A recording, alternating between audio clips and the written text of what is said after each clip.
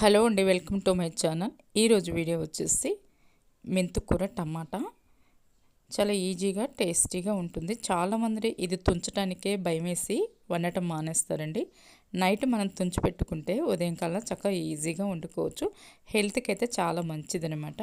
చూడండి, ముందు ఆయిల్ వేడిన తర్వాత జీలకర్ర, ఆవాలు, పచ్చెనగపప్పు, సన్నగా తరిగిన 3 ఉల్లిపాయలు ఇలా వేసుకున్నాను. తర్వాత పచ్చిమిర్చి కూడా వేసుకున్నాను. మెంతుకూర చాలా షుగర్ ఉండలకి చాలా మంచిదండి. ఇది వారానికి ఒక్కసారైనా మనం తింటే ఇది సేదుగా ఉంటుంది కాబట్టి షుగర్ ఉన్న వాళ్ళకి చాలా మంచిది. మన వారానికి ఒక్కసారైనా తింటే మన హెల్త్కి చాలా మంచిదండి. తినాలండి, పిల్లలకు కూడా చాలా మంచిది. ఇలా ఉల్లిపాయలు బ్రౌన్ కలర్కి వచ్చేంత వరకు వేయించుకోవాలి. తర్వాత టమాటాలు ఇక్కడ 6 టమాటాలు వేసుకున్నానండి. ఎందుకంటే మెంతికూర సేదుగా ఉంటుంది కాబట్టి ఇక్కడ ఉల్లిగడ్డలు టమాటాలు కొంచెం ఎక్కువ వేసుకుంటే అప్పుడు మెంతికూర అనేది చేదు ఉండకుండా కూర టేస్టీగా ఉంటుందండి. చాలా టేస్టీగా ఉంటుంది. ఇది అసలు అన్ని కూరల కంటే కూడా ఒక 2-3 ముద్దలు ఎగస్ట్రానే తింటారనమాట.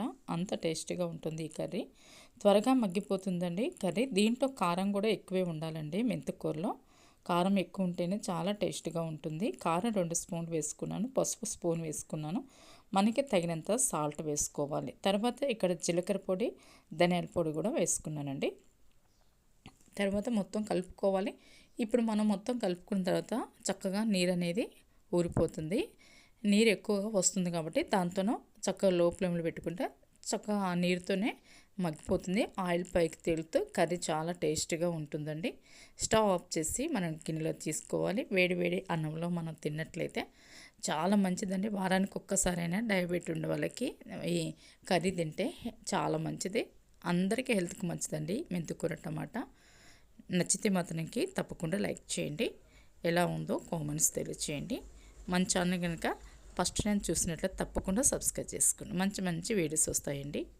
Thank you for watching.